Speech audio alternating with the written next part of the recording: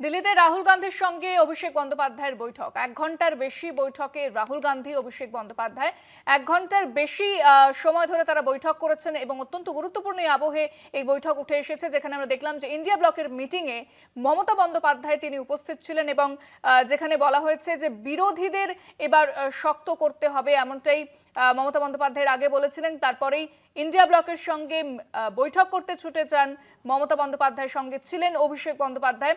এবার দিল্লিতে রাহুল গান্ধীর সঙ্গে বৈঠক করেছেন অভিষেক বন্দ্যোপাধ্যায়। 1 ঘন্টার বেশি বৈঠকে রাহুল গান্ধী অভিষেক বন্দ্যোপাধ্যায়।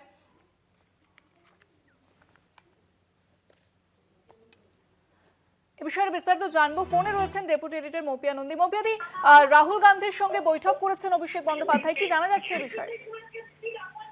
দেখো, আমরা যেটা জানতে পারছি যে সময় দাঁড়িয়ে তৃণমূল কংগ্রেস এই মুহূর্তে তুমুল বিপর্যয়ের মধ্যে রয়েছে এবং একের পর এক বিধায়ক সাংসদরা তারা বিদ্রোহ ঘোষণা করছেন এবং কিছুক্ষণ আগে সুস্মিতা দেব তার দলত্যাগের ঘটনাটিও ঘটেছে। সেরকম সিচুয়েশনে আমরা দেখতে পাচ্ছি এটা অত্যন্ত ইন্টারেস্টিং ডেভেলপমেন্ট। অভিষেক বন্দ্যোপাধ্যায় তিনি 10 জনপথে গেছেন এবং সেখানে রাহুল গান্ধীর সঙ্গে অভিষেক বন্দ্যোপাধ্যায়ের বৈঠক হয়েছে বলে আমরা জানতে পারছি এবং যে বৈঠকটা 1 ঘন্টারও বেশি সময় ধরে স্থায়ী হয়েছে বলে আমরা জানতে পারছি। প্রায় 1 ঘন্টারও বেশি সময় ধরে এই বৈঠক চলেছে সোনিয়া গান্ধীর বাসভবনে, অর্থাৎ 10 জনপথে, এমনটাই আমরা জানতে পারছি। ইন্দ্রাণী, ধন্যবাদ মৌপিয়াদি।